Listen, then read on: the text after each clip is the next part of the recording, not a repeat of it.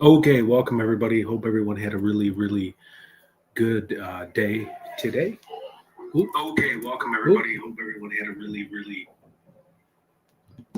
oops, sorry. My phone was going off. Can everybody hear me okay?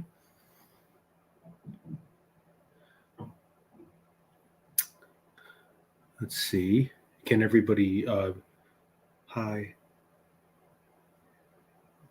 Oh, yes, please. Yes. Thank you, Rebecca. We appreciate that. Okay, good. Sound is good. Okay, I'm going to just give me 1 second. We're going to give it another minute here. Wait till more people get on. Just 1 second. Let me prepare everything that I have. We're going to go over the suspects. Hello. Let me say hi to everybody.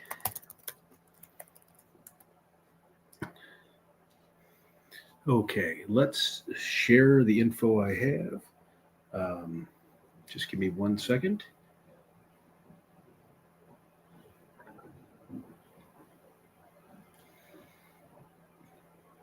What's up?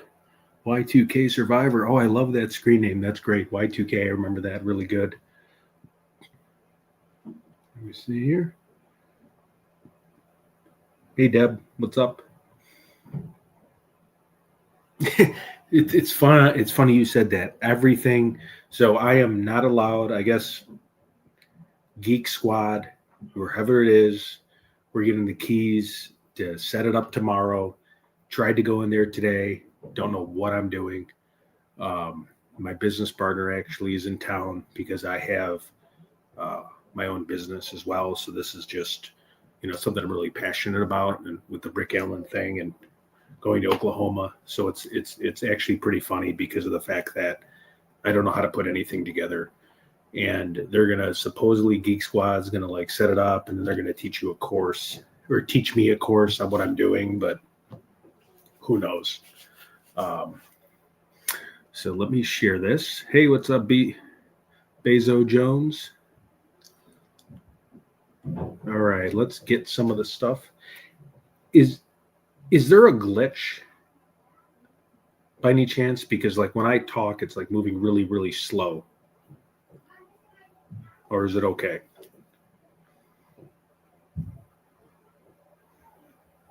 Let me see. 1 second. Share the slides. So we want to. Let me see. Share my screen. Seems okay. Okay, great. Okay, we're going to go into the Delphi appeal docs. Share the entire screen. Let's see how this works. Hi, I won't be able to watch live, but keep up the work. Thank you so much, Rox. Okay, we are going to try to share this screen really quick. See what I'm sharing here. I don't know. It says edit, add to stage. Okay, I'm going to add this to stage. Uh-oh. No, see, it does that on this computer. Okay, wait 1 second. Thank you so much for your patience here. I feel like a complete idiot. Delphi docs.zip. Okay. Okay, 1 second here. I'm going to pull up the documents.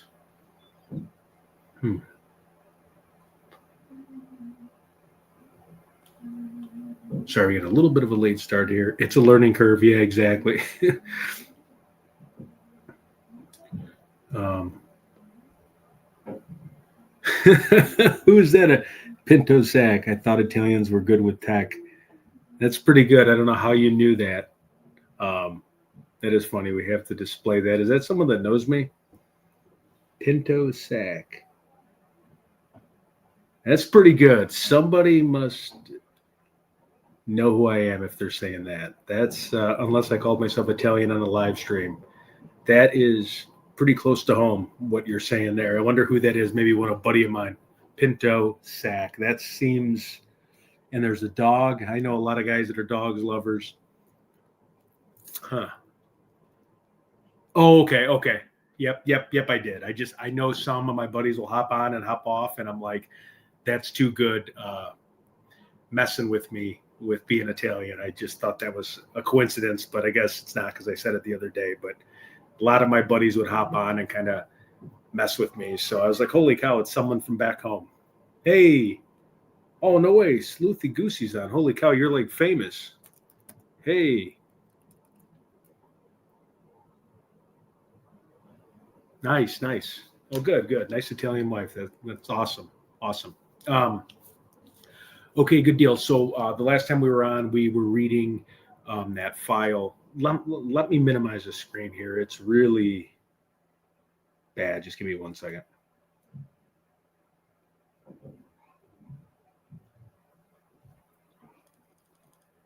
No, I could swear I just read your the Patrick Westfall documents that you had and gave you a shout out. I think it was your stuff. It was intuition. Yeah. Okay, so we're going to go over the appeal. Bear with me. I'm sorry. Little technical difficulties here.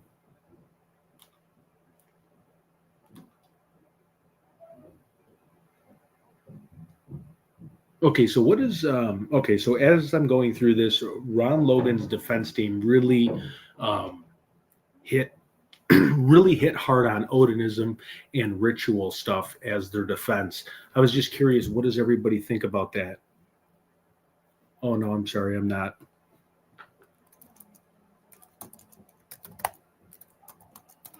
So what does everybody think about the defense actually? Like before we take a deep dive into this, what does everybody think about Ron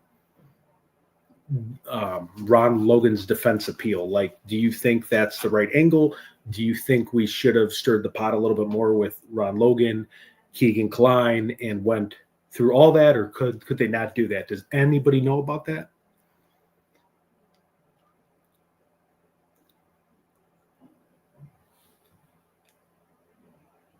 Yep, my apologize, Sleuthy Goosey. I am very sorry. But you are famous because, I mean, I see your channel. You're on Twitter. You're all over. You have a ton of views. So you're definitely famous. Okay, so Bezo Jones says, I think if you add Logan and Keika, the Logan angle is next. Exactly. That's exactly what I think. I think if you position that properly, like, so if you're talking about Ron Logan and then you're using KK and then you have the Odin angle, I think that is perfectly laid out. And again, there's a lot of other people from Brad Holder, Westfall, I mean, just today I was getting picture texts from people about the girl's grandparents, which I'm not saying there's no chance, but I'm like, everybody in the town, obviously it's a small country town. A lot of people resemble each other. And what I was thinking about 20 years ago, and this is going to date me, but I think about, remember Eminem with a real Slim Shady, Please Stand Up, like everybody looking like Richard Allen, like Please Stand Up, like just all the same people, because you have, I think it's Libby German's grandparents look like Richard Allen. You have Brad Holder looks like Richard Allen. You have, Ron Logan doesn't. I mean, Keegan Kline is obviously heavier set, but I mean, you could literally do a stage and do like a commercial on that, like with the MTV Awards way back in the day when Eminem came out and they're all with like the blonde hair and the white t-shirts. Yeah, exactly.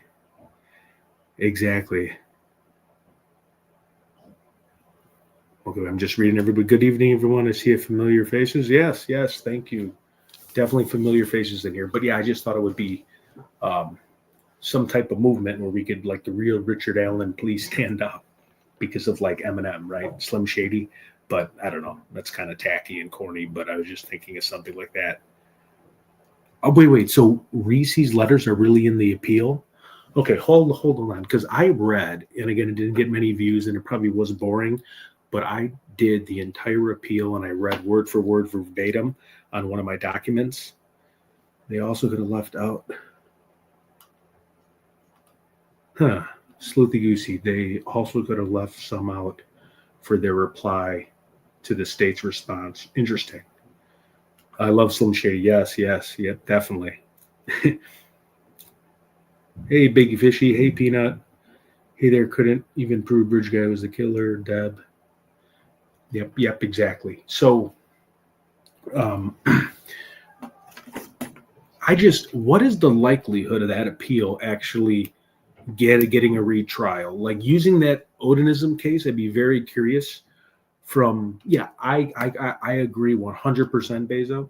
Where I think Reese Davis, I think that jailhouse confession, as long as he's proving, I did read some other articles about how I don't want to like throw him under the bus because I think he's another good piece in the Ron Logan story. He fits well, and he identified the animals or the horses Ron Logan would always say. So I think that piece is so critical. And then I think when you put the fact that he didn't do it for any like lesser prison sentence, I feel like that comes together really nicely for the defense.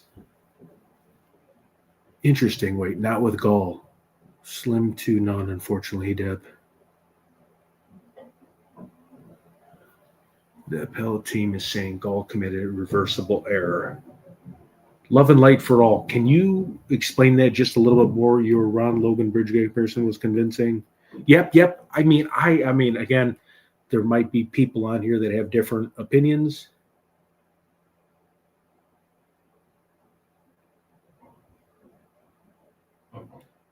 Let's see what Rishi's first letter dated 6/2017. Wow. Okay. So like 4 months after the murders.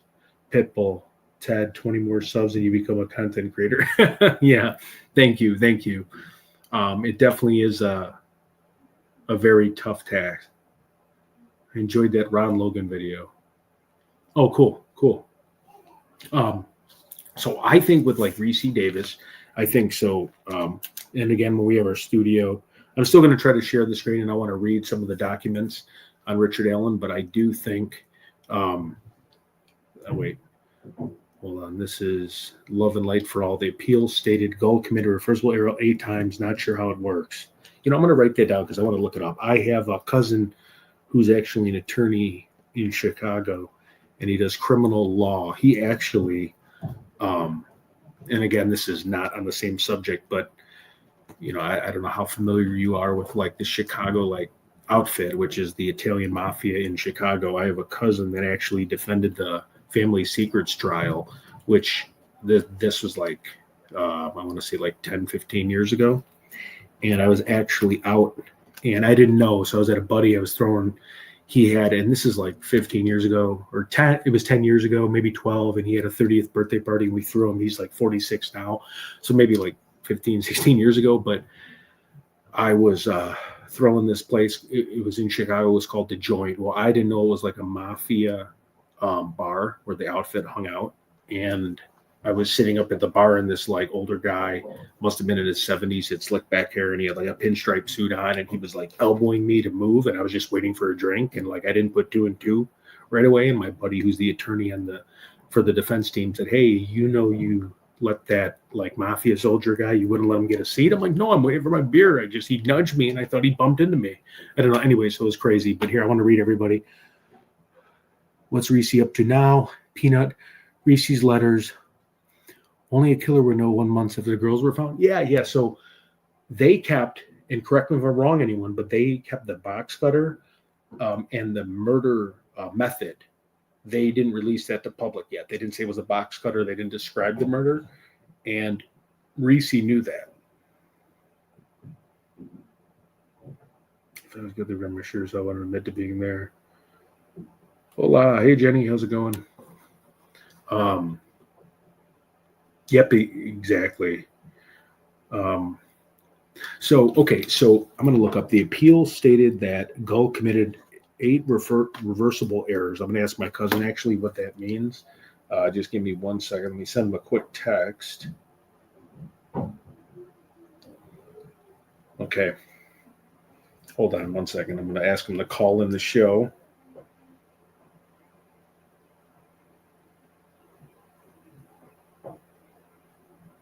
All right, we'll see if he responds. Does anybody right now want to? Sounds like Ted is in the mafia.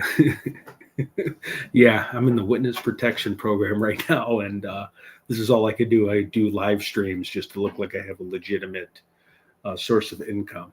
No, it's funny. Okay, so let's go on the Google Drive docs. Just give me 1 second. Why can I not give everyone access to this? Does anybody want to call in and explain the defense side of using ritualistic killings? Would anybody like to call in and just give their opinion on why the defense would use that angle? I mean, I know kind of the position of the girls and there was blood on that tree, but out of all the different angles, why they hit home so hard on that? Does anybody want to call in? I'd love to hear your thoughts. I know a lot of you people that are like extremely skilled on this topic, way more than me. Oh, that's good, Jenny. Ted also drives a yellow VW. Yeah, Bundy. That's funny. Wait, let's say Bezo Jones. I feel like the direct appeal will get the second trial, won't solve the case. Yep, but it will get a new trial. Just don't think the defense team is ready. Yeah, I agree 100%. Okay, let me put in, if anybody wants to hop on, 1 second, let me see how to do this.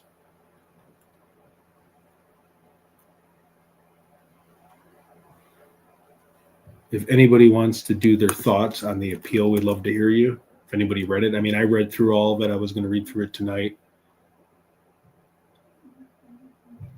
There's a StreamYard link, or wait, I can even give you the in-person link if you want to go in person, which would be kind of fun. Yep, so where the girls were killed, it was. I know this definitely can't go back to Gaul. It would be a complete nightmare if it went back to Gaul. So how many people on this chat thread think Ron Logan is bridge guy?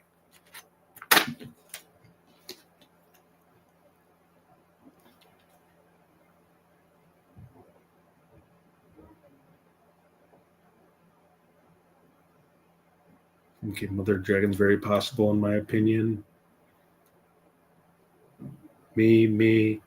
Okay, me too. I do too. Especially with the ex-girlfriend too. You have the ex-girlfriend. You have the firewall hive 4 pits.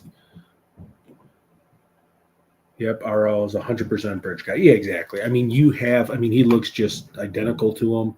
And you have the Reese Davis. You have the cell phone ping towers from the FBI and the search warrant. I mean, the FBI is pretty good. Like, for them to take the FBI off the case is very suspect because of the fact that they had this thing almost done in week 1. They're like the cell phone pings. You're committing a false alibi. No matter what and no matter what people says, I don't know anybody that would give a false alibi. I don't care about his alcohol or whatever he did, driving a suspended license. The police would have positioned that, even telling him, because they would have done research on him already. They would have gave him an out with that. They would, we don't care about anything besides figuring out who murdered these 2 girls. Yep, Ron Logan and bridge guy. Yep.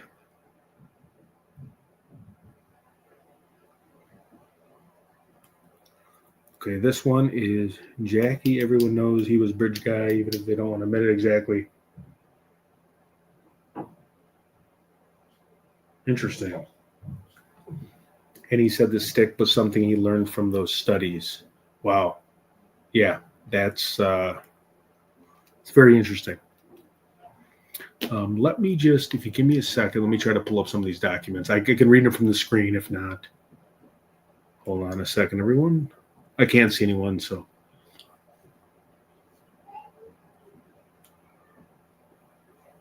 Okay, Delphi appeal. Let's see, the co-counsel appearance, change of venue. Let's see, appearance by the attorneys. God, there's so many different things. Court issued. Oh, here, probable cause. Here we go. Hold on, let's see what the defense had to say.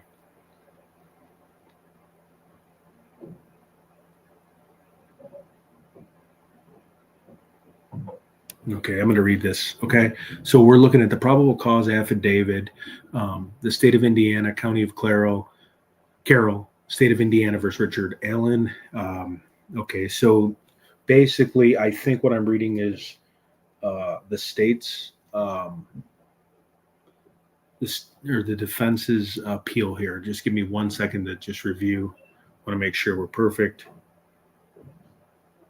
Yes, I have, Jenny. I've seen the actual crime scene photo pics. Yeah.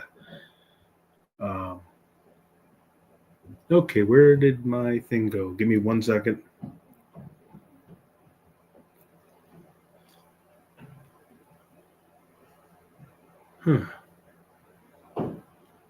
Where did it go? Let me double check.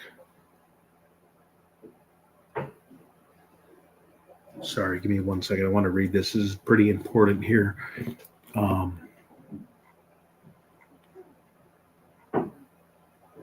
Okay, probable cause affidavit. Okay, we're going to go through this. Okay. Once it loads, okay. That on February 14, 2017, victim 1 and victim 2 were found deceased in the woods approximately 0.2 miles northeast of the Monon High Bridge in Carroll County. Their bodies were located on the north side of the Deer Creek. At the time, the Monon High Bridge Trail was approximately 1 mile gravel trail terminating at the Monon High Bridge. The Monon High Bridge is an abandoned railroad trestle approximately 0.25 miles long, spanning the Deer Creek and Deer Creek Valley on the southeast end of the trail. Approximately 0.7 miles northwest on the trail from the northwestern edge of the Monon High Bridge is the Freedom Bridge, which is a pedestrian bridge spanning State Road 25. Approximately 350 feet west of Freedom Bridge was a former railroad overpass over Old State Road 25, also known as County Road 300 North. The trail terminates just west of the former railroad overpass. The majority of the trail is a wooded area with a steep embankment on the south side of the trail. The entirety of the trail and the location of the girls' bodies were and are located in Carroll County, Indiana. Through interviews, reviews of electronic records, and review of video at the Hoosier Harbor store, investigators believe victim 1 and 2 were dropped off across the Mears Farm at 1:49 p.m. on February 13, 2017. Let me still make sure I'm on. Okay. Yep, less than a fourth of a mile away. Okay. We're dropped off at the Mears Farm at 1:49 p.m. The Mears Farm is located on the north side, okay, everyone, the north side of County Road 300 North, near the entrance to the trails. A video from victim's 2 phone shows that at 2:13 p.m., victim 1 and 2 encountered a male subject on the southeast portion of the Monon High Bridge. The male ordered the guys down the hill. No witness saw them after this time. No outgoing communications were found on victim 2's phone after this time. Their bodies were discovered on February 14th, 2017. 2017. The video recovered from victim 2's phone shows the victim 1 walking southeast on the Monon High Bridge while a male subject wearing a dark jacket and jeans walks behind her. As the male subject approaches victim 1 and 2, one of the victims mentions gun. Nah, I do not agree with that. She definitely does not say gun. Near the end of the video, a male, God, I can't believe they say that.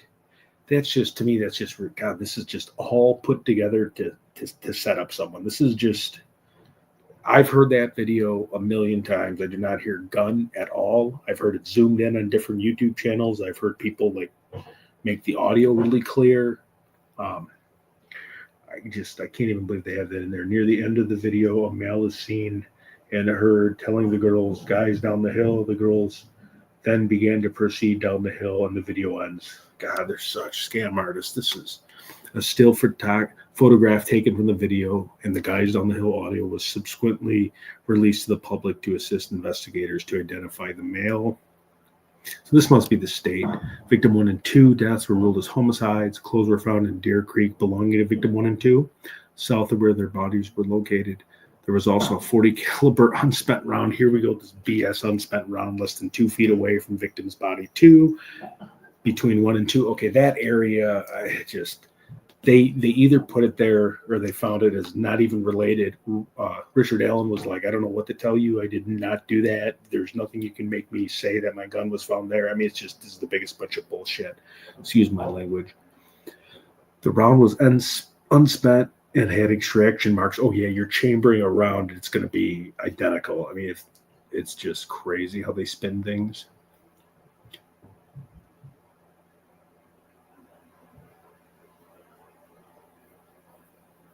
Yeah, Delphi Docs isn't trustworthy. Yeah, exactly.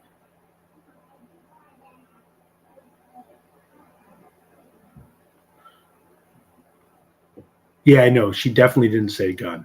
There's no chance. Sorry, I can't see the screen, so I have to go back. Okay, let's go back and do it. It's hard to read. This is such BS. They advised they were on the Monon High interview. Oh yeah, here's the three juveniles that one of them said like they don't even know if it's in a Navy or tan outfit. But interviews were conducted with three juveniles, and they advised they were on the Monon High Bridge Trail. They advised they were walking on the trail toward the Freedom Bridge to go home.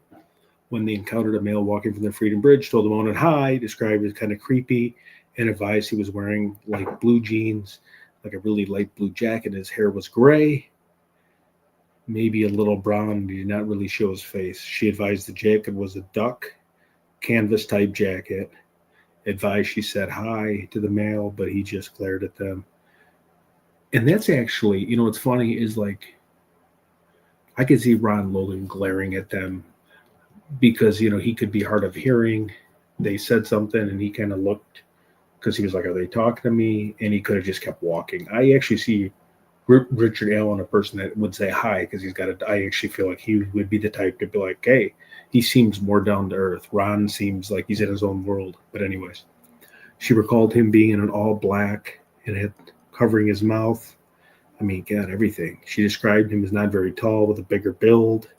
She said he was not bigger than 5'10". She could have. Well, she seen Ricky Allen first. He saw those people first. That's the funny part. He seen these people. And now the other person saying a black hoodie, black jeans. She said he had his hands in his pocket.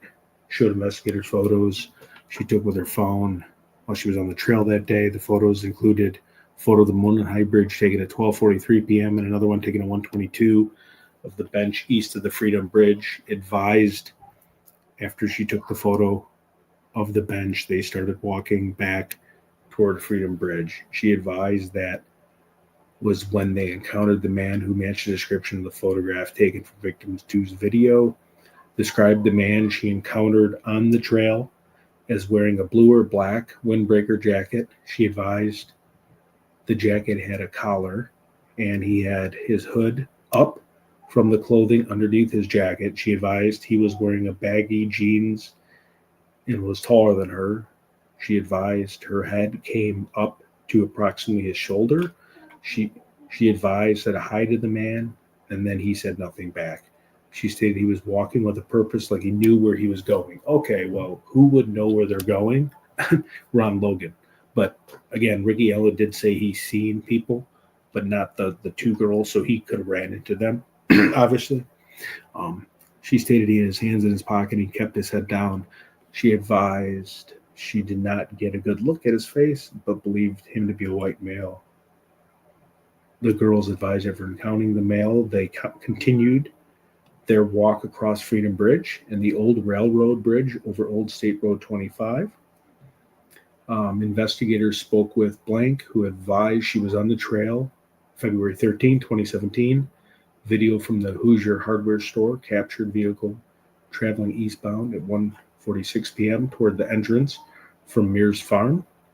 Advised she saw four juvenile females walking on the bridge over Old State Road 25 as she was driving underneath on her way to the park. Advised there was no other cars parked across from Mears Farm. Let me just make sure. No other ones from Mears Farm. The video she advised approximately halfway between the bridge and the parking area, across from Mears Farm, she passed two girls walking toward Monon High Bridge. Okay, this was the other lady. She advised she believed the girls were victim one and victim two. The video from the Hoosier hardware store shows at 1:49 p.m. a white car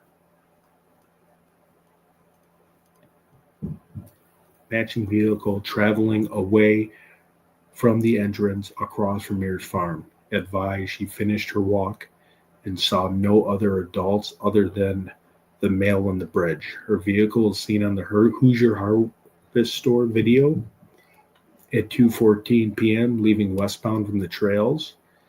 She advised when she was leaving, she noted a vehicle was parked in the old manor at the old Child Protective Services building. She said it was not old for vehicles, or odd, I'm sorry, not odd for vehicles to be parked there, but she noticed it was odd because of the manner it was parked. Backed into the nearby building, investigators received a tip, blank, in which he stated he was on his way to Delphi on State Road 25 around 2:10 p.m. on February 13th. He observed a purple PT Cruiser or a small SUV parked on the south side of the old CPS building. He stated it appeared as though it was backed in as to conceal the license plate of the vehicle. Both drew diagrams of where they saw the vehicle parked, and their diagrams generally matched as to the area the vehicle was parked and the manner in which it was parked. Advised he remembered seeing a smaller, dark colored car parked at the old CPS building. He described it as possibly being a smart car, which is seen leaving at 2:28 p.m. See, I think this has nothing to do with it. This is the bunch, so much bogus stuff here. Investigators spoke with Blank, who stated that she was traveling east on 300 North on February 13th and observed a male subject walking west on the north side of 300 away from the Monon High Bridge. Advised that the male subject was wearing a blue-collar jacket and blue jeans and was muddy and bloody. She further stated that he appeared he had gotten into a fight. Investigators were able to determine from watching the video from the Harvest Store that Blank was traveling on CR 300 North, County Road 300 North at approximately 3:57 p.m. Through interviews, electric data, photographs, and video from the store, investigators determined that there were other people on the trail that day after 2:13 p.m. Those people were interviewed, and none of the individuals encountered the male subject referenced above. All right, let me see if this sounds like this is the state. Mr. Allen was on the trail.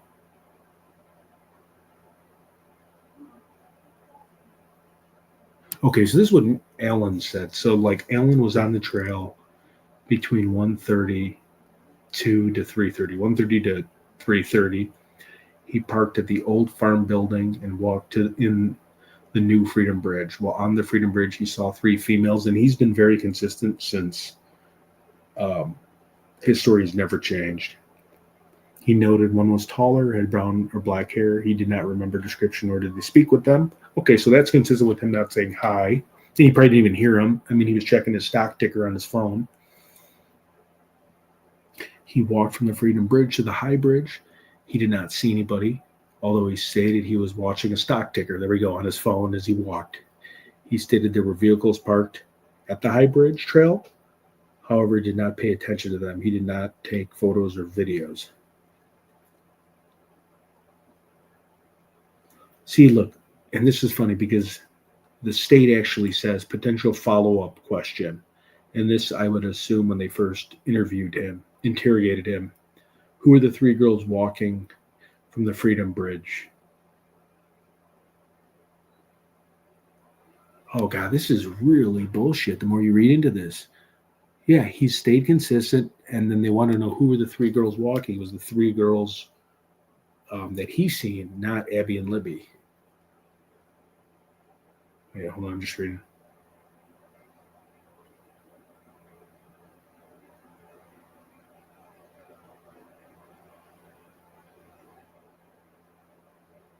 It's not even the time. Look at this. Investigators observed a vehicle that resembled Allen's Ford Focus at 1:27 p.m. going westbound in front of the Harvest Store, which coincided with his statement that he arrived at 1:30. Okay, so he's like telling the truth. This is just crazy. Investigators note witness described the vehicle parked in the building is a PT Cruiser. A PT Cruiser is a strange looking car compared to a Ford Focus, in my opinion.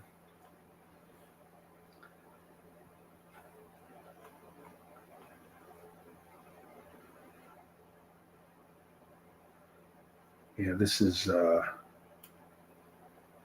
crazy. Okay, wait, I'll keep going. Sorry about that.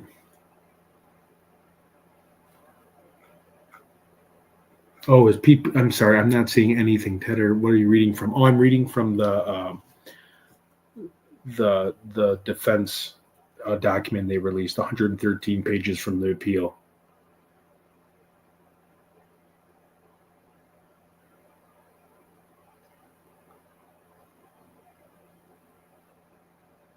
Yep. Yeah, exactly. They really broke. I'm just catching up with all these chats real quick. Yep.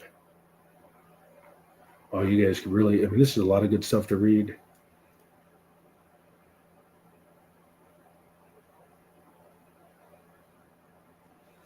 Okay. Let me see what else I have here. Okay. Around 1:30 near the trails, investigators note witnesses described the vehicle parked at the former Child Protective Service building as a PT Cruiser or an SUV. I mean, investigators believe the descriptions are similar in nature to a Ford Focus. Okay, a PT Cruiser is completely different looking than a Ford Focus. I mean, that's just the investigators being bastards. I mean, that's just a PT Cruiser is completely way out of left field, in my opinion. On October 13th, 2022, Richard Allen was interviewed again by investigators. Okay, so he was interviewed again. He came there within a few days to give his first interview. Okay, in the parking lot. And then he comes again. He stated he saw juvenile girls on the bridge, on the trail east of the Freedom High Bridge that went to the Monon High Bridge. There was 3 of them. Richard Allen further stated he went on to the Monon High Bridge to watch the fish. Later in the statement, he said he walked out to the first platform of the bridge, and then he said he walked back, and he said that every single time. He sat on the bench on the trail and then left. He stated he parked his car on the side of the old building. He told investigators that he was wearing blue jeans and a blue or black Carhartt jacket with a hood. He advised he may have been wearing some type of head covering as well. I remember seeing this. It's like he was just like, I don't remember what I wore at that point. Like, it may have been this, may have been that. I didn't do anything. He further claimed he saw no one else except for the juvenile girls he saw. He told investigators that he owns firearms and they're at his house. I mean, this is just so consistent with what he's always said. Richard Allen's wife, Kathy Allen, also spoke to investigators. She confirmed that Richard Allen did not have guns and knives at the residence. She probably was scared. She stated that Richard still owns a blue Carhartt jacket. Yeah, he still owns it, but he bought it after the murders. Okay, and then if it was his jacket, he would have burned it by then. That's the crazy part. I mean, he would have literally burned his clothes already.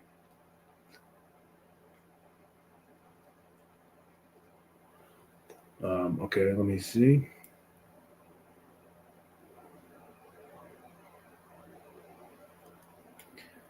Yes, the only person I do. Okay.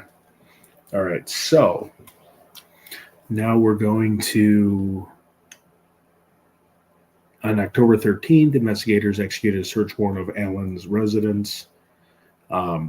Some of the items they located: jackets, boots, knives, firearms, including the 6 Sauer 40 cal pistol with serial number blah blah blah.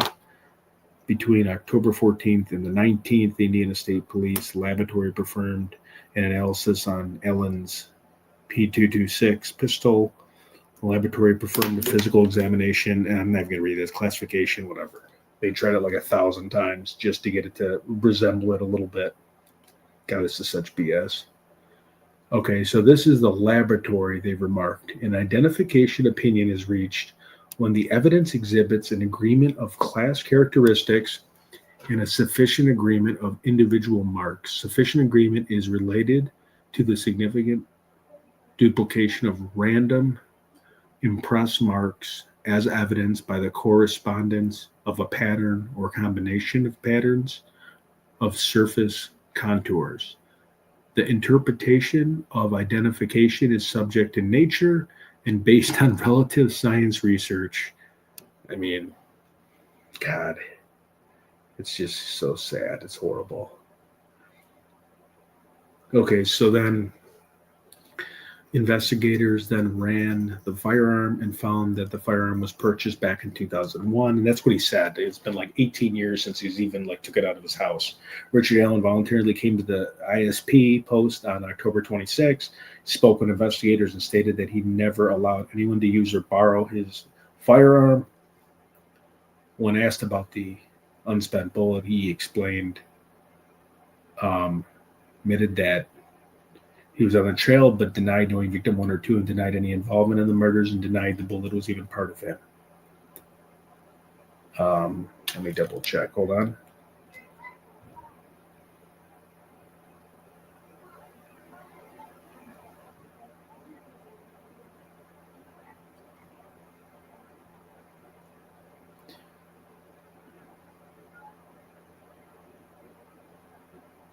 Yep. Sorry, I'm just catching up with everybody's chats. Okay, let's keep going.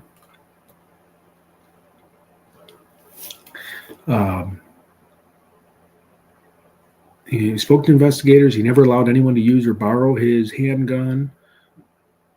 When asked about the unspent round, he didn't have an explanation other than he has no clue how it would have been his. He again admitted he had nothing to do with victim 1 or 2. He never seen them. The sheriff's department has been part of the investigation since 2017. He has had the opportunity to review and examine evidence gathered in this investigation.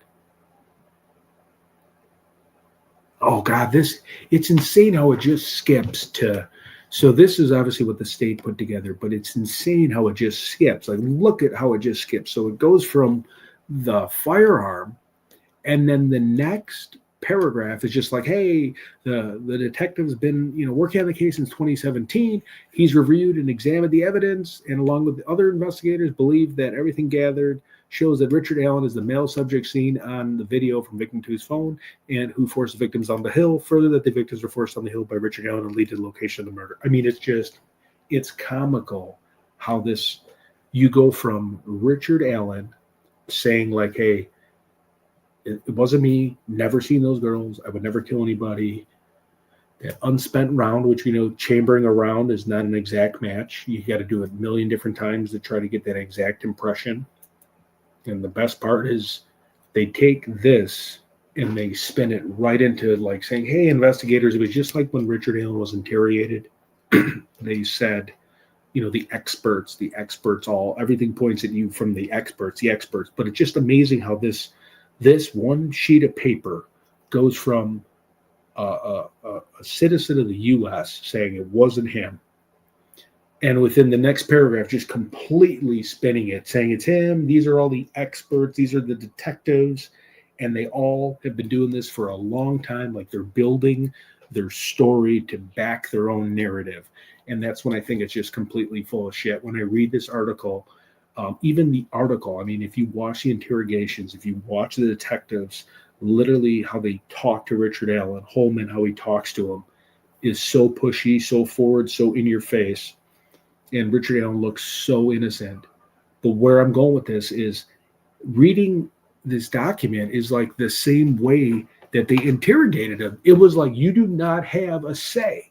It's like, I didn't do it. Yeah, you did. These are the experts. These are the detectives. Yes, you did. Yes, you did. Yes, you did. And even reading from this document, any part where Richard Allen said, I wasn't there, I've never seen him, it's twisted so quick into like, yes, you did. Yes, you did. It's you, the experts. Like, I just think it's so funny that even in the documentation, they're constantly talking about these people. They're constantly saying, hey, I've been doing this since 2017. Like, give me real evidence. Give me real facts. Don't tell me because you've been doing this since the murders and now we're in the year 2022 that should mean really anything, right? I just find that so funny that like what I'm reading is just like the same as the interrogation. It's crazy.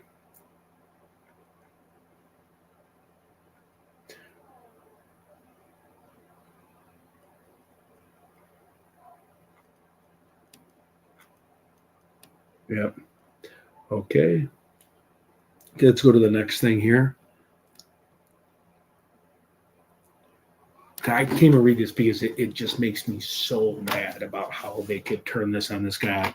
Oh, and again, if you're in solitary confinement for that long and you're not allowed to do anything, and they're messing with you, I mean, you'll do whatever you can. Your brain shuts down. I mean, I don't think they dug into that deep enough. When I read some of this paperwork, the psychologist from Richard Allen is very. They don't do a good job of going over what type of mental health crisis that can be. I mean, there's a lot of people. It breaks you down. I mean, it'll break you to nothing. He's eating his own crap. Okay. The guy's married with a kid. He's not going to be eating his own shit. It's crazy. I feel like they didn't really do a good job of hitting home with that. Okay, let's do. Investigators believe the male observed blank and blank is some of the male depictive in the video. I mean, everything. It's so funny. This entire paragraph, I'm not even going to read it, is just about pointing fingers at Richard Allen. Richard Allen told investigators he was on the trail from 1 to, what's funny is he's like, hey, I was on the trail from 1:30 to 3:30. I don't have the exact time. I only saw these 3 girls, which was very consistent at the same exact time. And it's like, I don't know. It doesn't explain why Logan's phone on the 911 satellite and then his Delphi tower, why that pinged. You know what I mean? One second. Let me see if my lawyer friend wants to come on.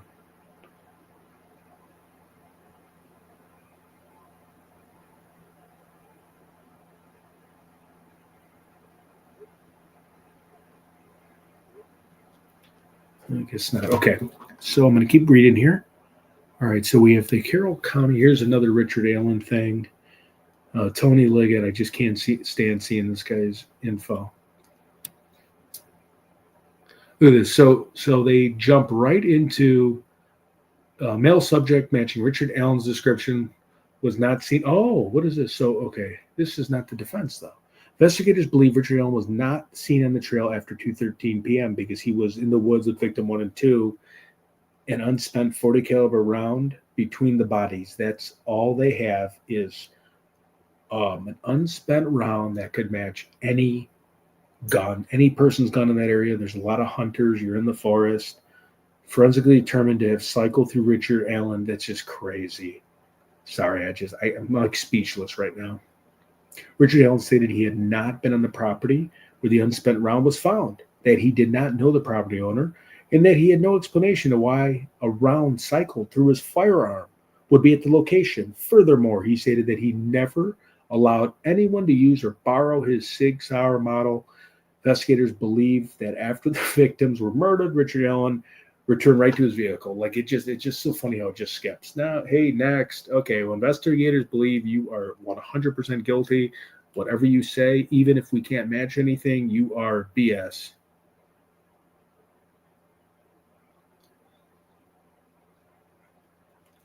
Okay, let's go to the next document. Yeah, exactly. Exactly.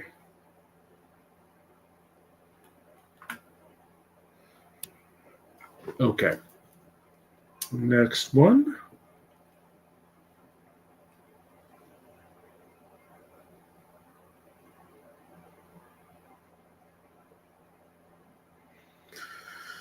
State's response to supplemental motion. I read that on her thing. I really want to see, where's the defense? That's what I want to see about this mental institute. I read it a couple weeks back, but I'd be really curious. Let's see this one.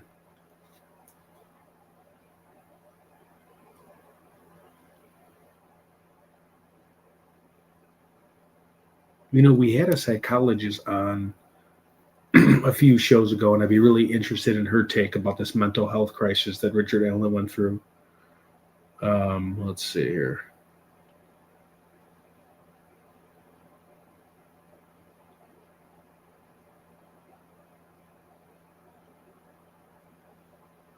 Let me see if I can get a hold of a psychologist. 1 second. I actually have someone that I would love to break it down.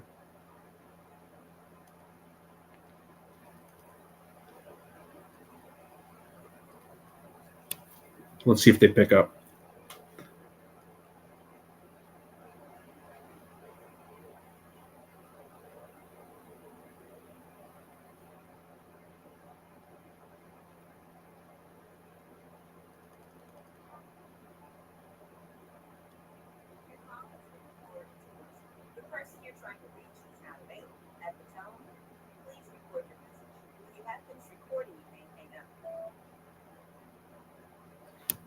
No, I guess no one's picking up. Okay, let's see. Jamie, what's up? Let's see. It's crazy in the one interrogation when Holman says, I know you said you didn't want to be the fall guy for this. I know. That is such a great point. That I completely forgot about that. Oh my God. When they went over being the fall guy, like where even Holman, who's as corrupt and as obvious as a pushy interrogator could be, he even literally like short circuited his brain where he actually was like, yeah, this guy's probably innocent. He's like, don't be the fall guy for this. I mean, if that doesn't tell you, yeah, that is so great that you brought that up. That is crazy. That fall guy thing, that is so crazy because that's the detective essentially just admitting, like saying, hey, you didn't want to be the fall guy for this. Like saying, hey, is there other people who else like was not sold on his own story? That at least that's what I'm trying to say. I think that's crazy. That is a great one. Yeah, I did not see. Thanks for removing anybody that's disruptive. Yeah, that's that is so crazy. That's perfect. Okay, well, let me see what else I can find here. Okay, 1 second.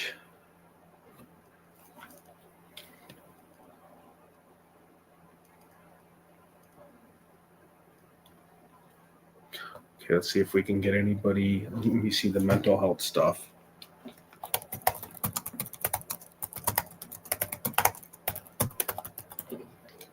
Let's see, Richard Allen.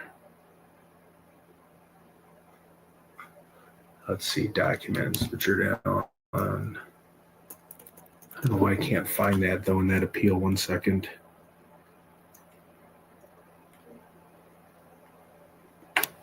Oh, you know what? I think I have it actually stored here. 1 second. We're going to go over his mental health stuff and some of the documentation that the psychologist said. So thank you for your patience.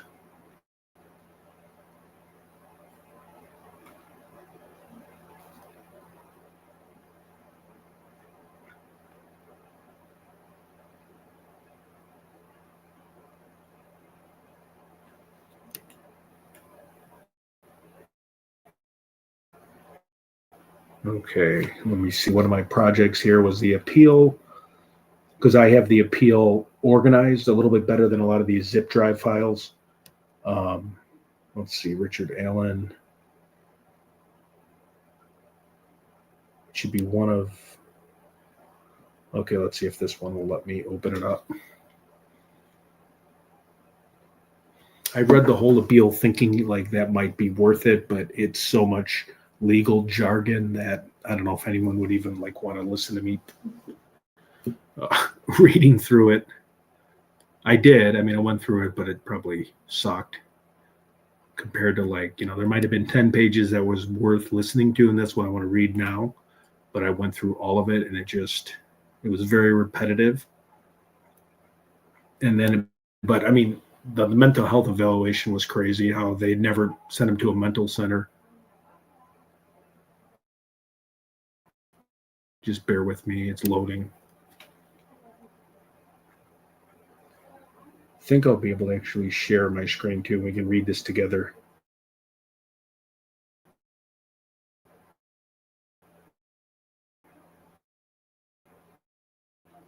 It's loading.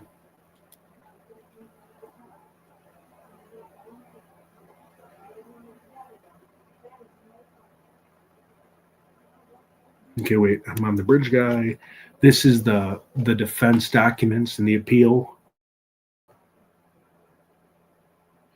Oh, God, this is just great. Like, for example, Detective Liggett personally interviewed Blair, who again described the man as slender, youthful, boyish, but then Blair said that he was older and tall. I mean, it's crazy, all the inconsistencies here.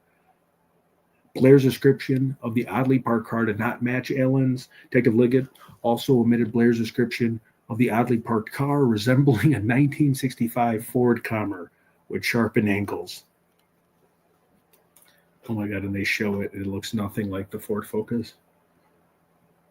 Let's keep going here. And then the man Carbaugh saw is the older man photo, the all points bulletin, explained the men are not the same person. That Blair's sketch is representative of the face of the person that is captured in the video. Exactly. So Libby German caught, they caught the all points bulletin. The second photo is Bridge Guy. That's where I think like it could get weird with even, younger man passing. I don't understand how you could go from like a 20-year-old to somebody, another 30 to 40 years older. However, descriptions are tough over time. Okay, so Detective Liggett falsely stated, this is the defense, falsely stated that Allen was wearing a black or blue Carhartt with a hood and head covering. Allen told investigators that he did not know what he was wearing, and it could have been anything from a Carhartt to a sweatshirt, and that he kept a skull cap in his jacket. See how many inconsistencies the state put in writing compared to this appeal? It makes me crazy. Although Allen's wife said he had a blue Carhartt in 2022, so never even had a blue jacket, okay? Liggett left that out, and this is what the defense said. Liggett left that out to the jurors, okay? She said Allen purchased the coat a couple years ago. So instead of saying 2022, she's making off like, he purchased that coat a couple years ago. Let's skip over that and talk to something else that is complete BS. This just makes me crazed. The trial court issued a warrant. Law enforcement seized from Allen's home multiple items. Okay, first and foremost, though, if you are if you killed people and you're wearing the murder clothes, you're going to burn the clothes. You're going to get rid of the evidence, right? You're not going to have a blue Carhartt or talk about it. This is so silly. At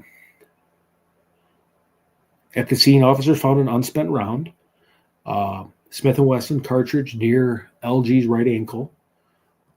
Still 2 feet. They say near, but 2 feet is pretty far than near. When ISP Melissa Oberg cycled 6 cartridges through Allen's gun, she did not find any marks that matched the marks on the cycled round. What? I mean, this could happen to anybody. If this happens to him, it could happen to anybody. It could happen to anyone that doesn't speak up.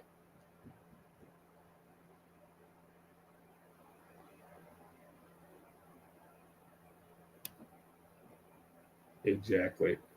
So I'm just catching up with everyone. Okay, I'll keep reading. Okay, so you have Melissa Oberg, who's the forensic scientist with the gun, and then you have her saying she tried 6 different times and couldn't get a match, but yet they got the match. Come on. This is like ping pong. We're going back and forth here.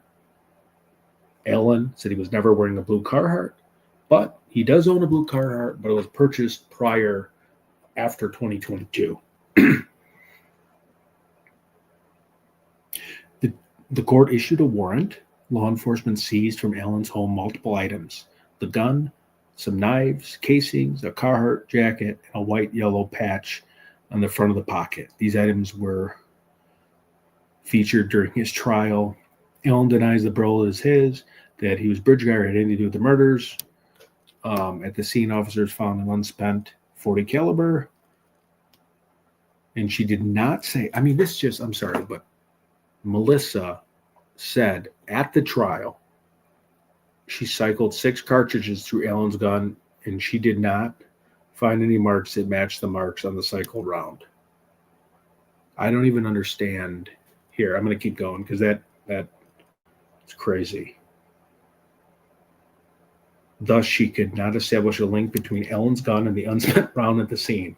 Oberg then fired 4 cartridges from Allen's gun.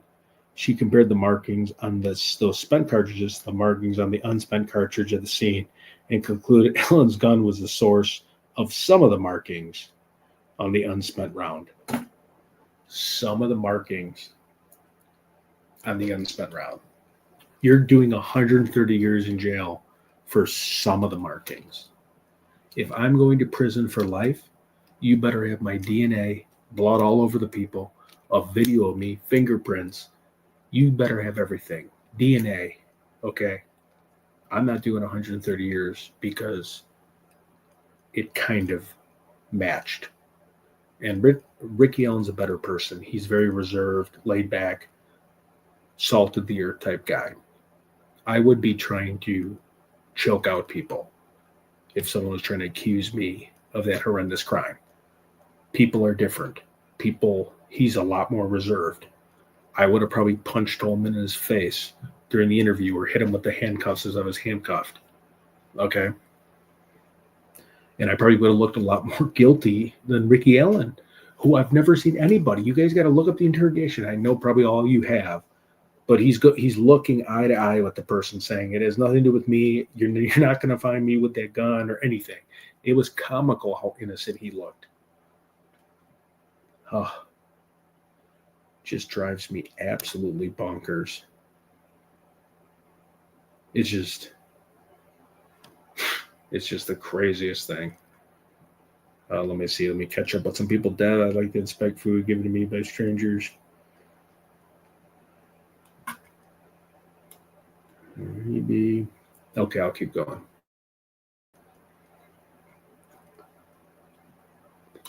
Okay, let's go over the next stuff. Okay, so Bridge Guy's coat doesn't have a patch like Ellen's. Thus, Liggett could not establish a link between Ellen's gun and the unspent round of the scene. Oberg. Oh, wait, I'm skipping over stuff. After learning of Oberg's conclusion on October 26, 2022, law enforcement interrogated Ellen again for about 1.5 hours. Here we go. Detective Holman, the Darth Vader Holman, accused Ellen of killing Abby Williams and Liberty German, or at least being involved. Okay. And this is what Jamie said on the about 20 minutes ago. So at least, so hey, listen, you're doing 130 years because, worst case, we think you're involved. Now that, cartridge round, even though I told you the experts, cops can lie in interrogations, but Oberg said it really doesn't match. And just a minute, you probably didn't kill him, but, we think you may have just been part of it somehow. I mean, what? I mean, this is comical just reading this. I don't even have to know about the case. I could just read word for word their play-by-play and be like, we're talking 130 years life in jail, your reputation in the community, you're, a convicted child killer. God knows what's going to happen long-term in prison. Your wife, your daughter, your entire life is uprooted over these idiots.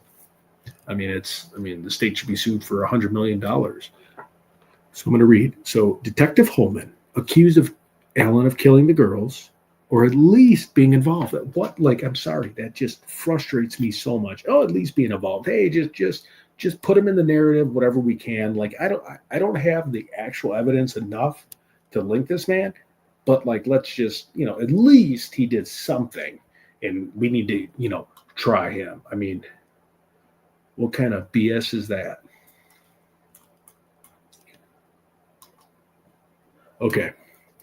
After learning,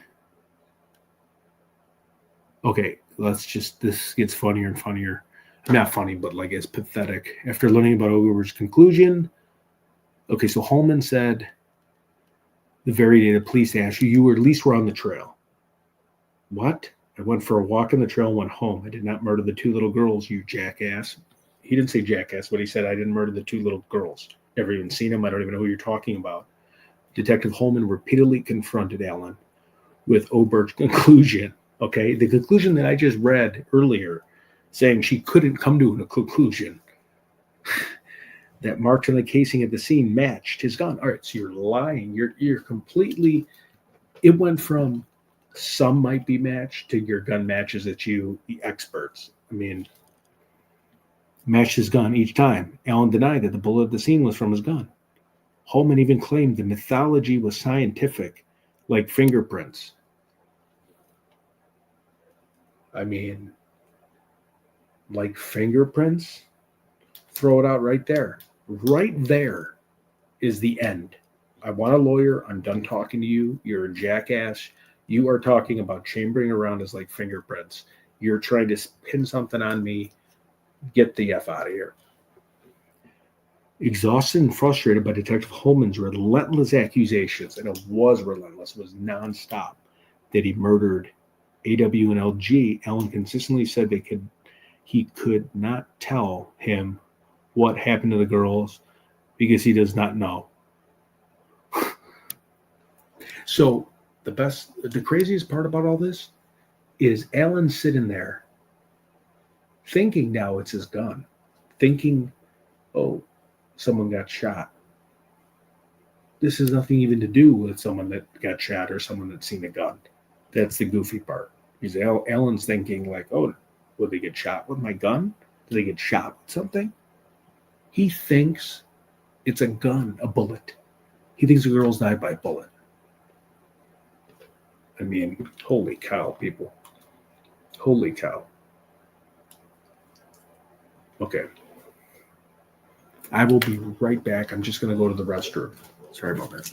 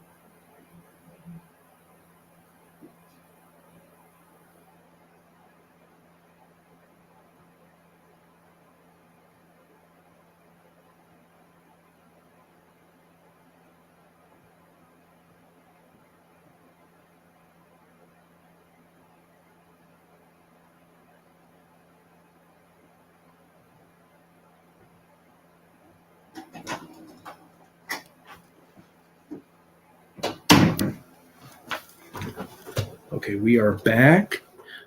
Okay. Where's Ted's suit and tie? Yep, no. I'm definitely going to have the suit and tie. I'm just moving offices. So we have stuff back and forth. We have all the stuff in the studio. That's so funny. Okay, let's keep going.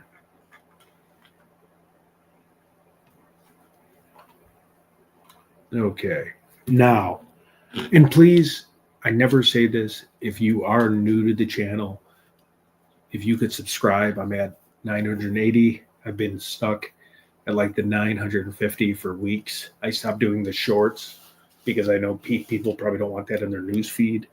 So if you want to subscribe, that would really help the channel. I'm not going to ever bother you. I'm not going to tell you to like or share it, but subscribing helps. You know, so, okay.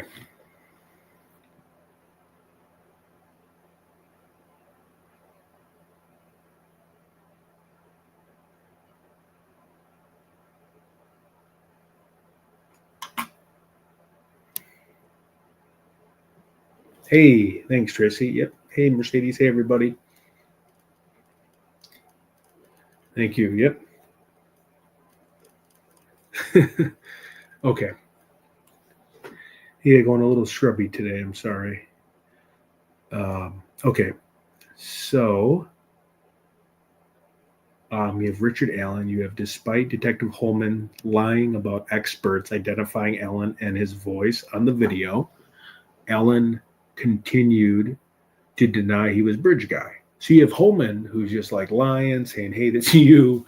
The experts, the so-called experts, can tie you to an unspent round like fingerprints.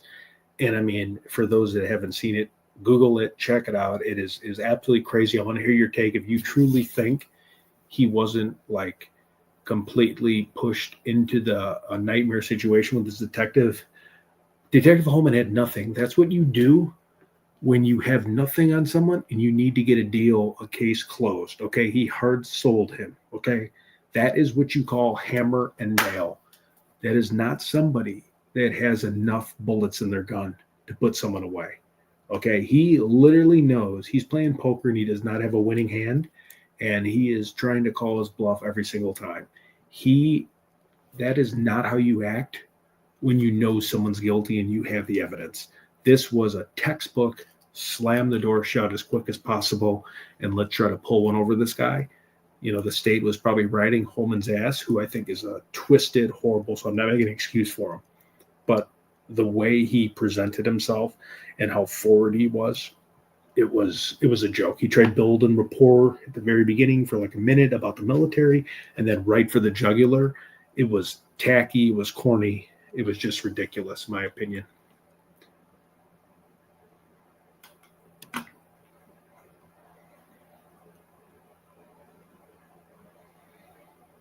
Okay, let's see what everybody says.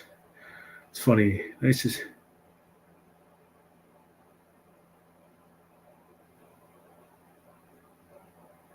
That's funny. Yeah, no. Yes, please subscribe if you can. I'd like the shorts. Yeah, no. So, and again, I know we're going to talk about the case, but what was funny is I would do the shorts and I thought it was like bothering people because I don't know if it's in people's feeds. And then every time I'd post one, I get like people unsubscribing. And then I would be like, okay, well, I have to stop doing that. It was kind of funny. But anyhow,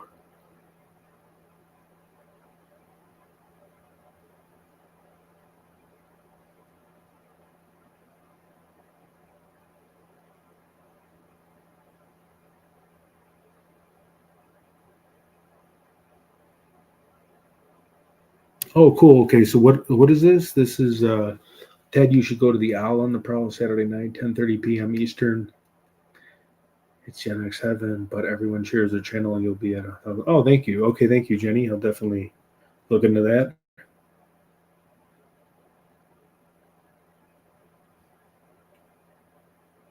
Hi, David. Welcome.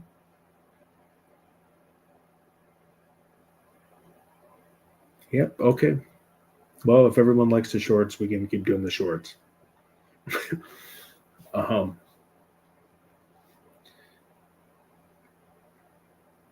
yeah, I think it. I thought it was something just so someone knows. That small content creators like still alive and breathing. Okay. Like, hey, I'm still here. Um, okay. Thank you. No, thank you, Texas, Jenny, and Amber, and everybody. Hope everyone's doing well. Okay, let's get back. Mercedes, the enlivening probably took place in RL's bathroom. Interesting. Hence the major renovations. Yep. Again, that major bathroom renovation when they're hoarders and everything. Oh man, sorry, this case just gets me so pumped up. There's that too. I mean, we can go on forever with Ron Logan. Okay, so I'm going to go over the other pages. Okay, just a few days after 50-year-old Allen was arrested for the first time. Oh man, what a way to spend your 50th. For his first time in his life. Okay, he's never done anything. There's no track record of this guy. It's just Allen was the first safekeeper in any IDOC employee's memory to be placed in. The mental health issues are usually placed in a mental health unit, so he was never placed in a mental health unit. Allen had no face-to-face interaction unless shackled or separated by bars outside his cell. He was restrained with lay irons, handcuffs, and a belly chain. Other Westville inmates in general population lived in dorms, played games, ate together, watched TV. moved freely. Well, Alan was placed in a strip cell, stripped of everything, but he had the bare necessities with a camera, a mattress, a concrete slab, a bug infestation.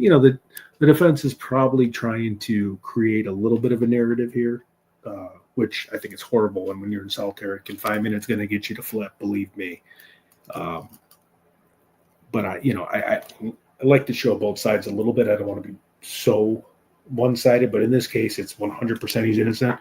But they have to describe things. Meals were passed through the door slot. He ate alone on the floor of bed.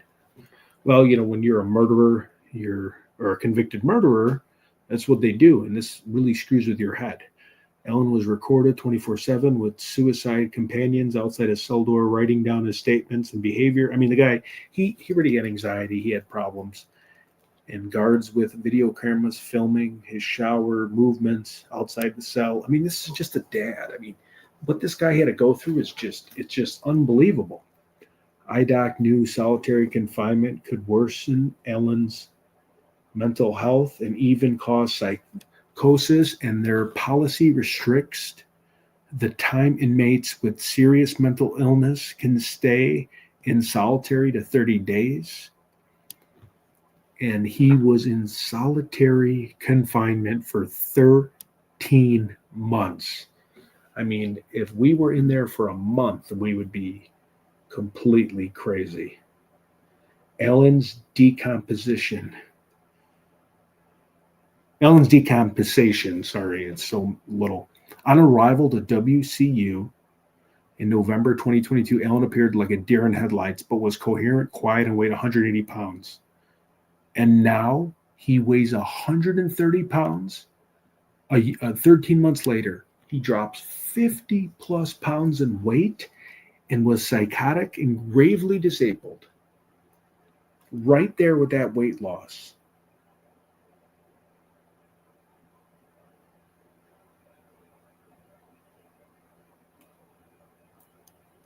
Yep, exactly.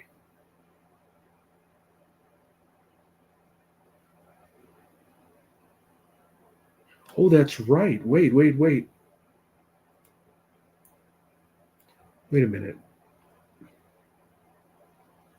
He wasn't even convicted yet. That's right. That's crazy. Same with me, Rebecca. Same with me.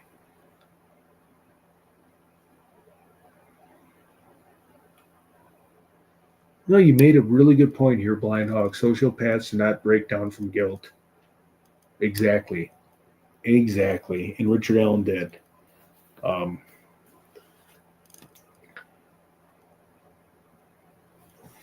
Okay, let's go to the next page. Okay, so he dropped 50 pounds.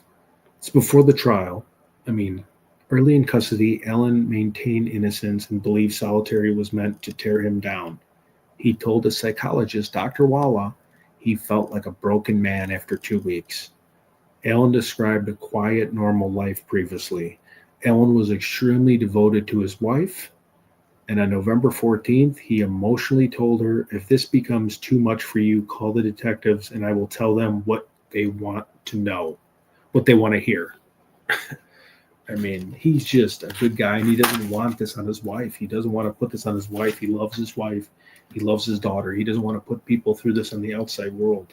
He just wants to do whatever to get the pressure off of them. And that's how he was, and that's how he's acted since week one. One of his biggest concerns was everyone in the town already knew, they thought it was him. He already ruined his life.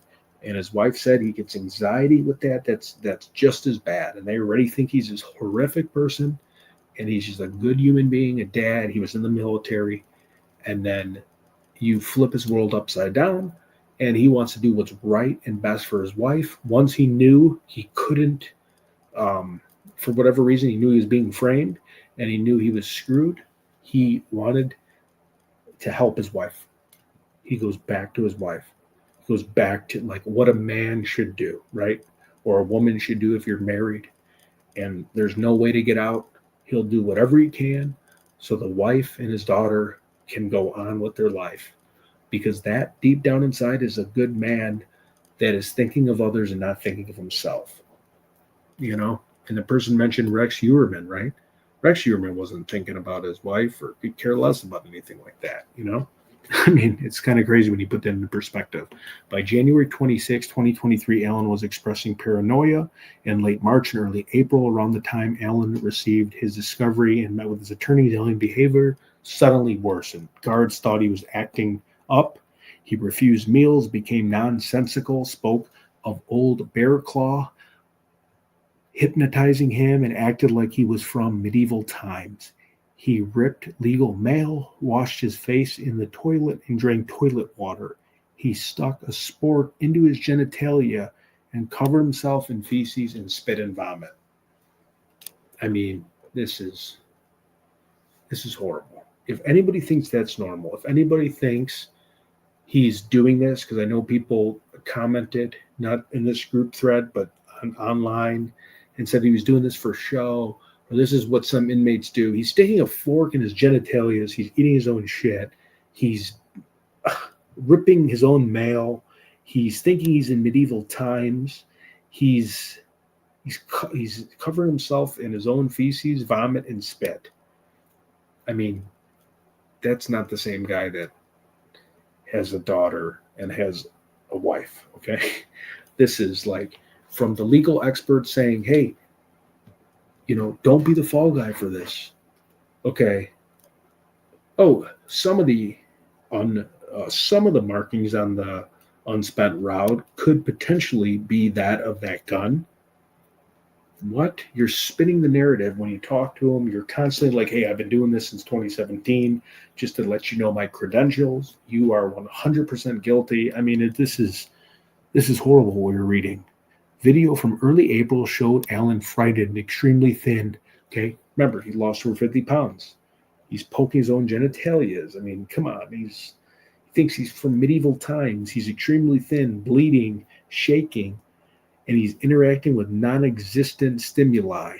He was pacing back and forth, eating his Bible, and hitting his head on the cell door. Okay. You're not going to be doing that. Like, man, this is so sad.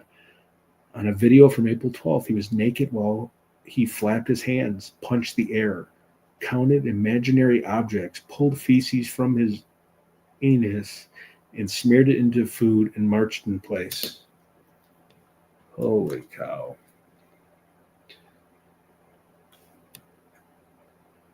Let's check out the comments here. Yep. Yeah, exactly. Me 30-60.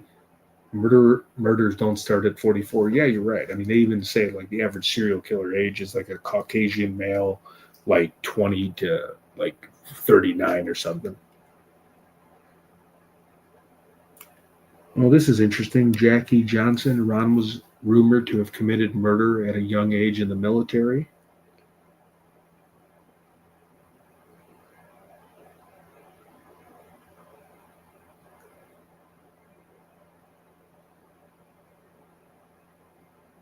Oh, yeah, Amy. Oh, cool. Is Amy in the chat? I think she spoke last time. Yeah, definitely. That's awesome. Psychologist.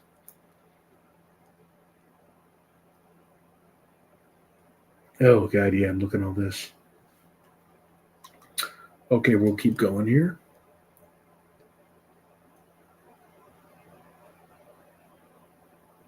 Okay, by April, I think I read this already, right? Let me see. Smeared into food, marched in place. By April 13th, Allen's health had become dire. The eye doc psychiatrist, Dr. Martin, saw him naked, covered in feces, with brown fluid from his mouth from eating it. Very psychotic, Dr. Martin said he was. Hallucinating and incompetent to consent to treatment. On April 14th, he ordered involuntary medication and found him gravely disabled. A working diagnosis of psychosis. He had lost an enormous amount of weight and was not sleeping. He continued to speak in loose associations about things like nuclear war, poisoning, dying, losing reality, cryogenic eyeballs and remembering confessions he had already given. He also continued to play with his feces. After letting Alan sit in his feces for 2 hours on April 23rd, he was removed from his cell and given a shower. Alan's symptoms continued through May. Dr. Walla diagnosed Alan with a brief psychotic disorder, noting he had disorganized speech and behavior. On May 25th, his shot was still not working. Alan paced for 2 hours and banged the back in front of his head on the metal door for about an hour. Despite his self-injury and his visible goose egg on his head, no one checked on him. And this was in a cell video. They have this documented. The next day, Alan had 2 black eyes from hanging his head on, it's jumping around, on, just says hanging his head on June 5th, IDOC was administered another 30-day involuntary emergent hetal injection. And forgive me, this is really small font. On June 20th, 2023, Alan was catatonic, and extremely skinny. Guards carried him up, strapped him in a chair. After his visit, he remained vacant while staff wiped drool from his mouth. The same day, Dr. Martin claimed Alan was coherent, oriented, not psychotic, and had been free of psychosis for 7 weeks. I mean, this is just, the state's going to get any bad actor in there. Yeah, I definitely can see I'd be more than one person. Okay, let's jump around here. June 20th, Alan, or I read that. Alan's family. Alan confessed to his family over the phone on May 10th, May 17th, June 5th, and June 11th, but also then recanted, saying, if you want me to say I did it, then I'll do it for you guys. So, I mean, he's saying he did it, but then he's saying, well, should we just stick with that? Will you make your life better? I mean, this is just, that equals itself out.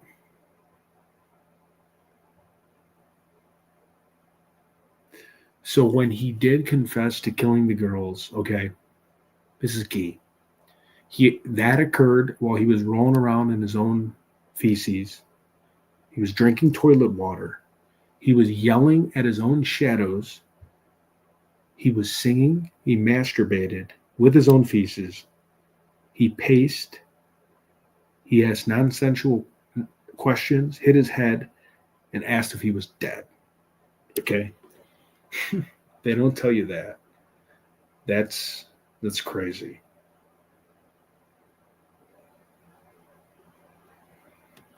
Okay, let's see.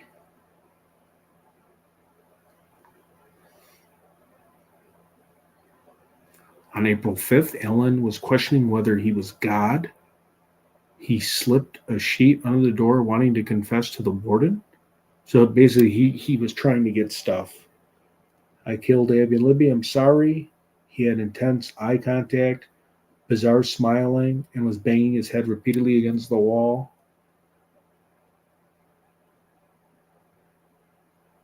Let's see. Alan said he was motivated by sex, but is uncertain. Alan confessed to molesting his sister and his daughter, claims that were repeatedly contradicted by them. They said, no way in hell my dad would do that. So if he's saying this about his own daughter, if he's saying this about his own mother-in-law and sister and making up stuff, he's obviously in a pretty rough state of mind, right? So like anything he says, as long as the daughter's being sincere and so is the other person, I feel like anything he says at that point is hogwash. Just my opinion.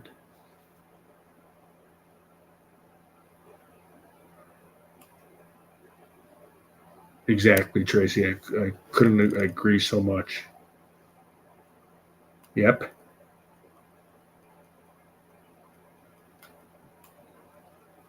That's a good one, Amber. You should look at the written request to the warden. His handwriting even looks psychotic.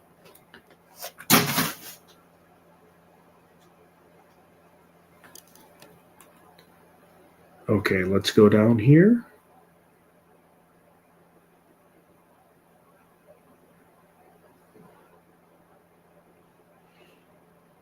Let's see. May 3rd, he confessed.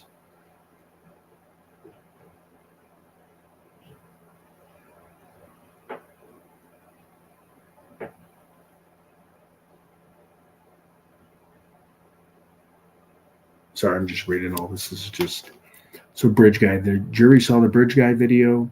They also heard from 2 of the 4 girls. Seeing the video, the witnesses believe they saw bridge guy on February 13th. Blair thought she saw him on the platform of the bridge. She described the man as white with brown puffy hair and a youthful or boyish appearance. She also believes she saw Abby and Libby approaching the bridge while the man was still on it. Blair's data placed her near the bridge at the time.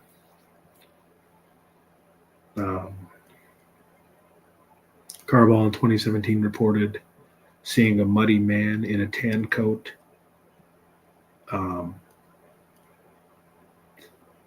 At trial, no eyewitness identified Allen as bridge guy. The prosecutor, however, told the jury that Allen must be bridge guy because every witness is adamant the person they saw was bridge guy. There's no doubt in their mind. And Blair, according to the prosecutor, must have seen Allen right before the girls because Allen told us he went onto the Monon High Bridge, onto the platforms. I mean, this is crazy how this spins.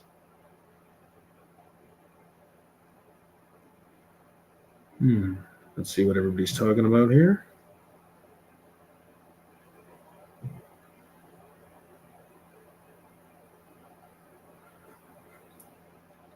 Okay, let's see.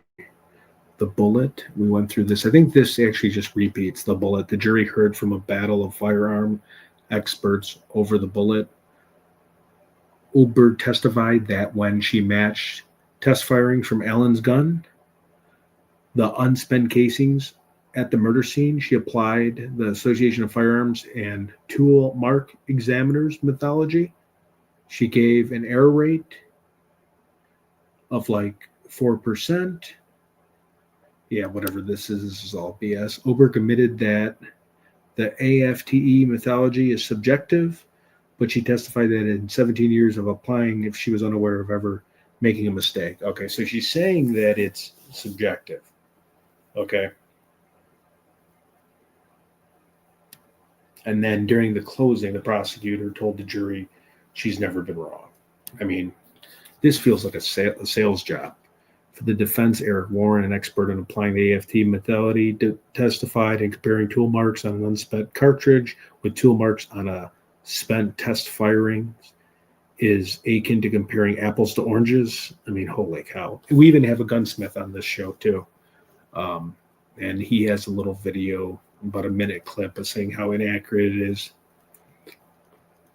Then the gunsmith that the defense used, in his opinion, it was insufficient agreement on the tool marks to match Allen's gun with the unspent casing found at the murder scene. So right there, it's like, wait a minute. So you have a gunsmith, you have a marksman, you have an expert in guns saying it's not legit. I mean, holy cow.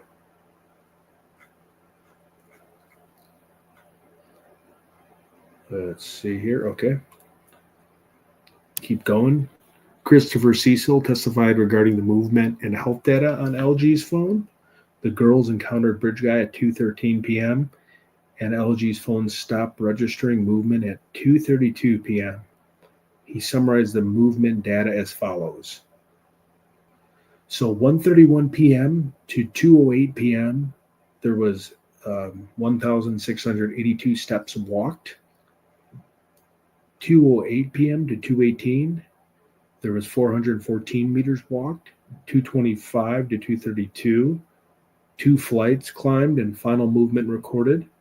The state argued that the activity overlap of Allen being on the bridge trails and Allen completing the murder and leaving the scene by 3:56, where he was seen by Carball walking. What?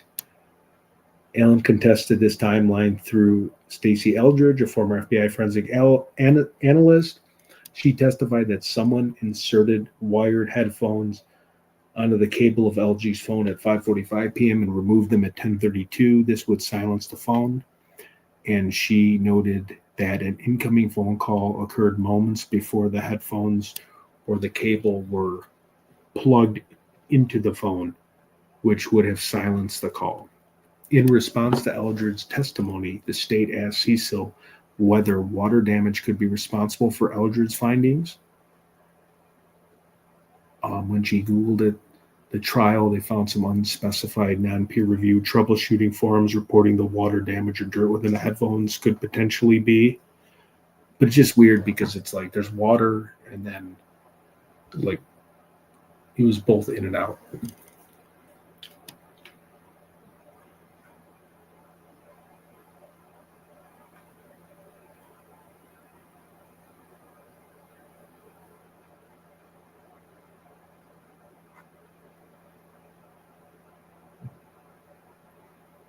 Thank you, Amber. I appreciate that. I think there's two bridge guys.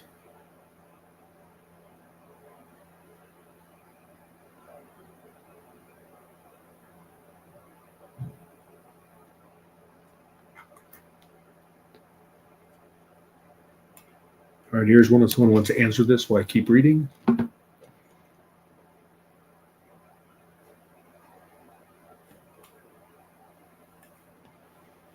Okay. When the state arrested Allen, it had no explanation for the murders. However, the state argued that once placed in solitary, Allen confessed to the crime while gravely disabled. The prosecutors argued that the jury should believe Allen's confessions despite his psychosis. Almost every guard testified Allen's bizarre behavior was very strange.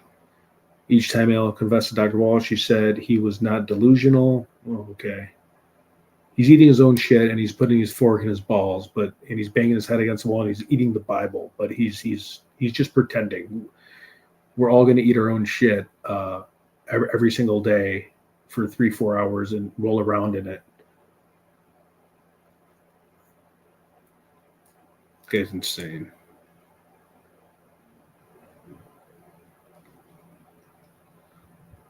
Okay, Jenny said just a few minutes. There was a trail leading back towards his house that's not overgrown. We have, hey, what's up, Tizris? Logan's was a short walk. Logan's house. We have Jackie said they think they said a half or a fourth of a mile from the bodies to Logan's home. Might not be right. Yeah, I mean, it's like 1,400 feet. There is a voice analysis. I would have to actually, I'll have that on our next live. They actually do comparisons and they break it down with like Ron's voice. They do literally everybody's voice.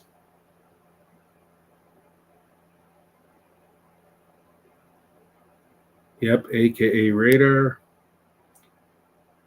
Just minutes. Yeah, it is.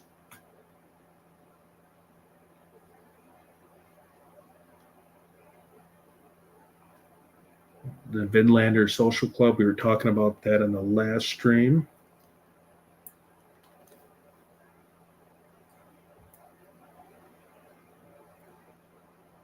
Reno didn't show up for court.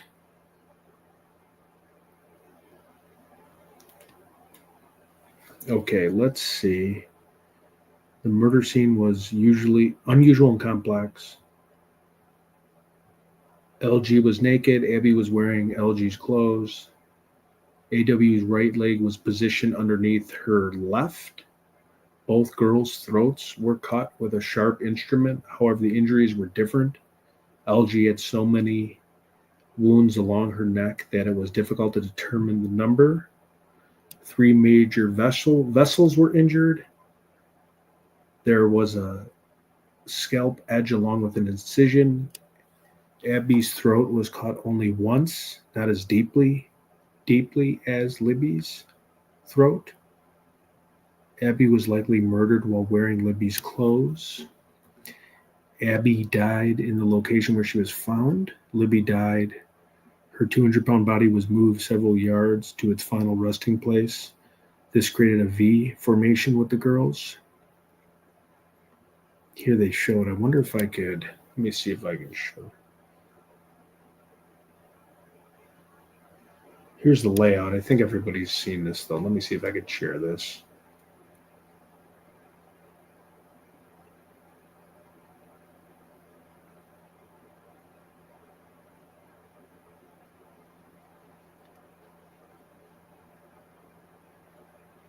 Okay, let's see here.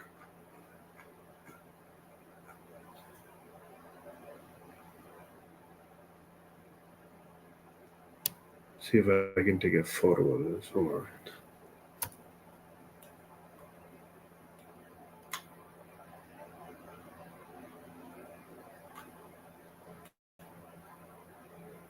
Okay, let's see.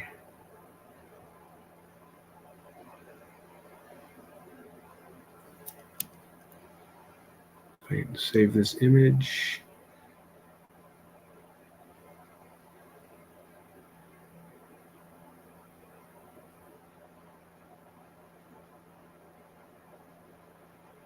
See if this works.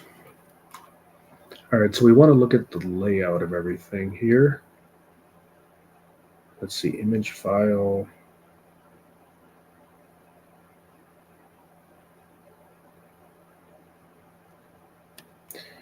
You know, I think everybody's seen this, but I want to add this. So we have here the layout. We have Abby in Libby's clothes. And then we have Libby here. And this was the shape of everybody. Can everybody see this? Yeah, Libby was around 200 pounds.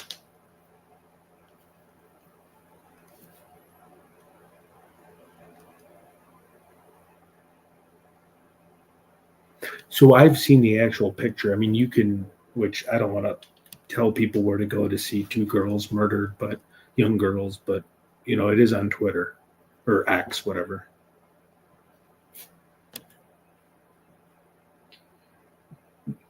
Does everybody see the layout here of the two bodies? This is how they found them. And then if you look closely, they have the branches too that are placed there, and they have the blood splatter.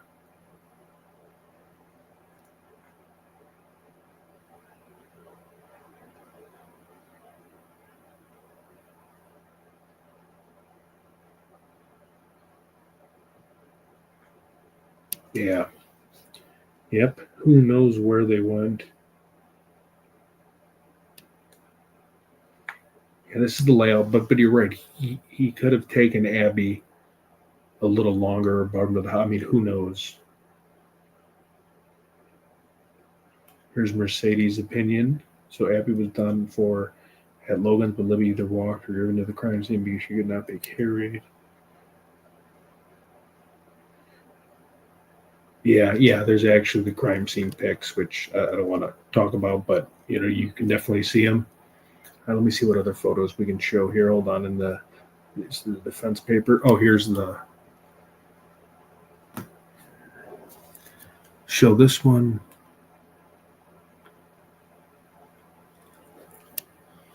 Let's see if it'll let me show this.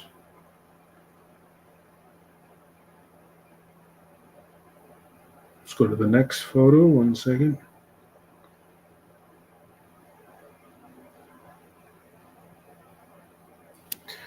Okay, you can bear with me 1 moment here. I'm going to upload the other photo.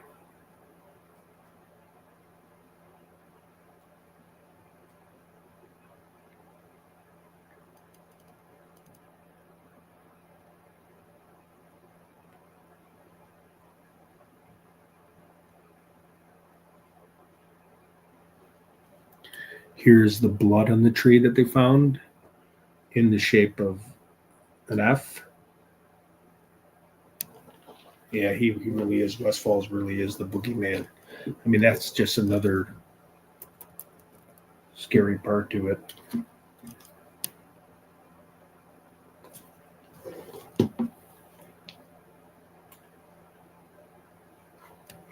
Let's see what else.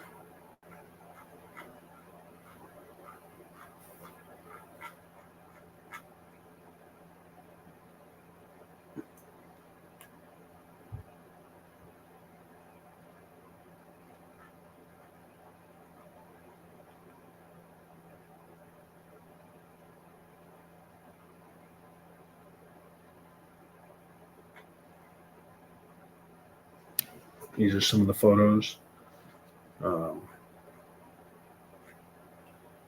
Let me see.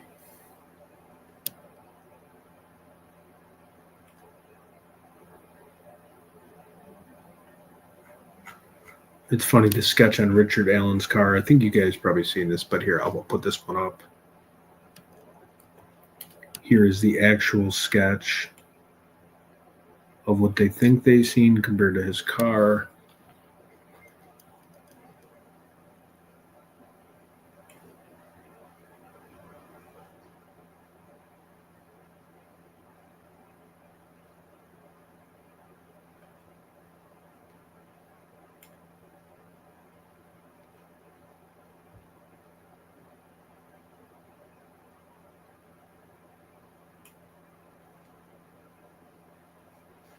Here's what they said the Ford Focus looked like. I mean, it's kind of comical.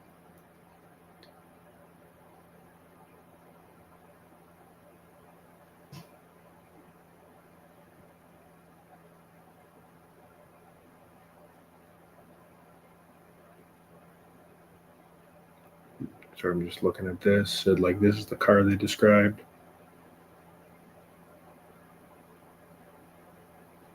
Compared to the Ford Focus. Okay, I'll be right back.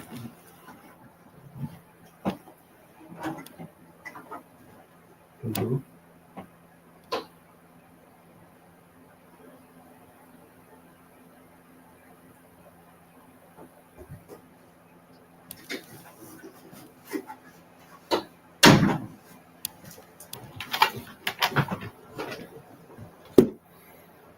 Yep. Yeah, RL definitely had horses.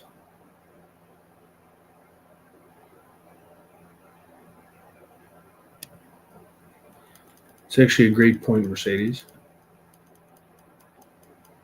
Now let me remove these. Let me show you another thing. Hold on one second. Let me just find this.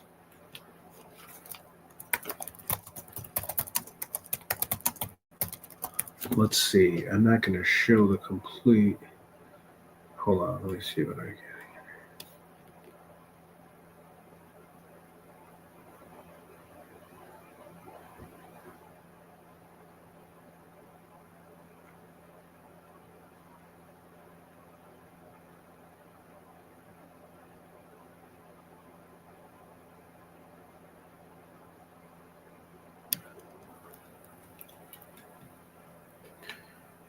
Sure, everybody's seen this.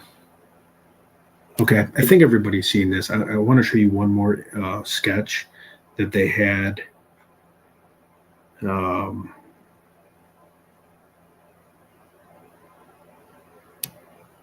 Here, hold on one second. Let me just add this to the mix. Hold on, let's see. Image file. And I'm sure you guys seen the layout of this here. Let me just add this to the screen. Here's a breakdown of the two bodies. And again, I'm not going to show the real pictures. The real pictures online, I suggest not going through them. I mean, it's horrible. I think their faces are blurred out. And there was the real photos, but it's like, I really don't care to see people of that age.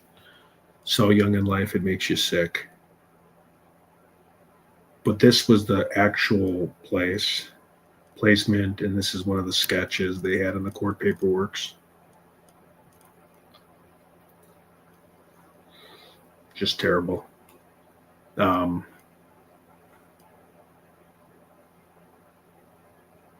they're so young. That's terrible.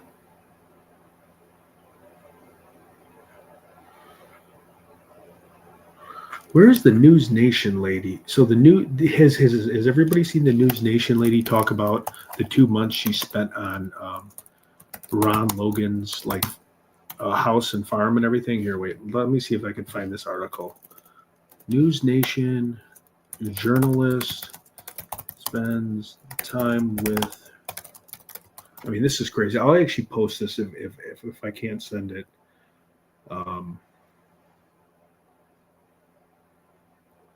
I feel like she was on the Vinnie Politan show like a year ago or 2 years ago and was describing about the Reese Davis confession compared to Court TV Barb.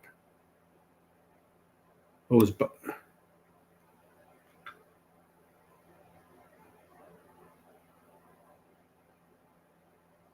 okay. Yep. See, everyone's so great here at the chat. They know more than everybody. Perfect.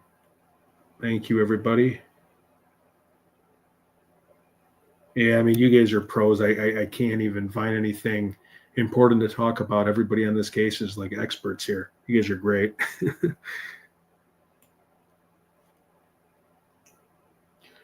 All right, let's see what else. Delphi.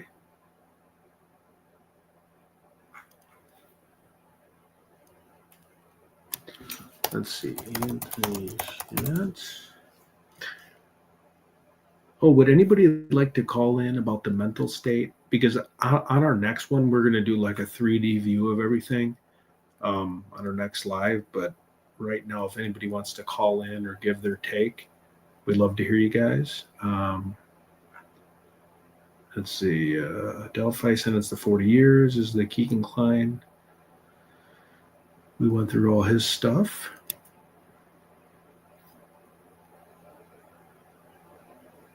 Yep. That's exactly what we're making.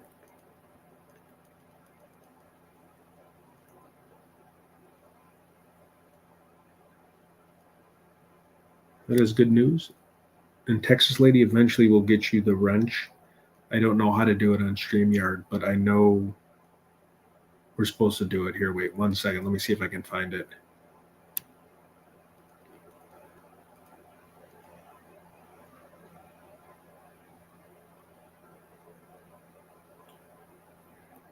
Yep, Inside Edition. That's right.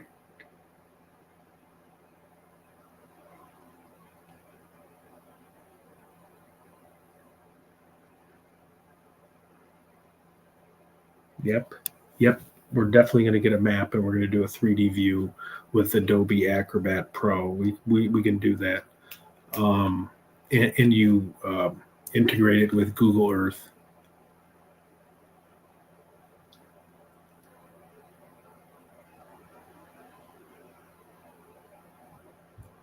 Julian Powell took a 360 video on the 12th or 13th. Oh, really?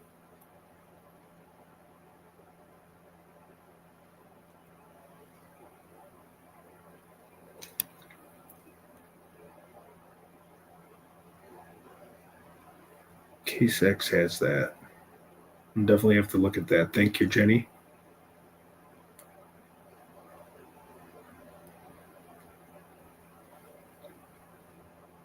Let's see, Anthony Shots.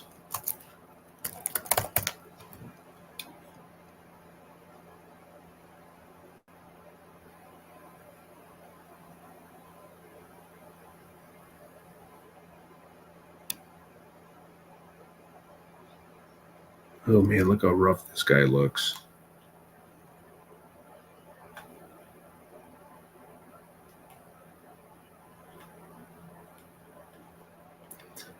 Let me see what else we can go over. So on the next live, we'll do a walkthrough. We'll do a 3D model. So the next time we do it, and we can all go through it.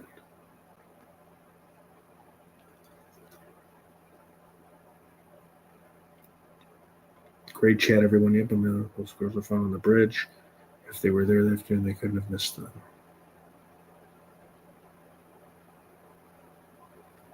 Yep, exactly.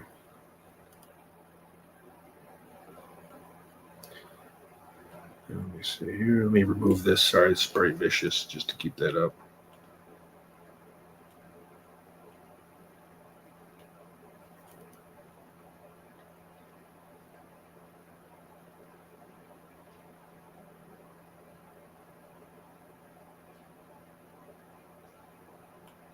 Oh, perfect. Okay, perfect. So on the next live stream, that's what we'll do.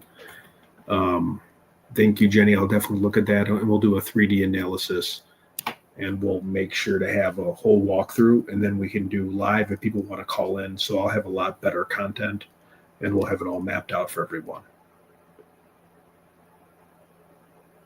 Let's see what Bezo Jones said. Westfall describes his path from his house at the time in Delphi to the bridge. Would like to see it on that map also. That's perfect.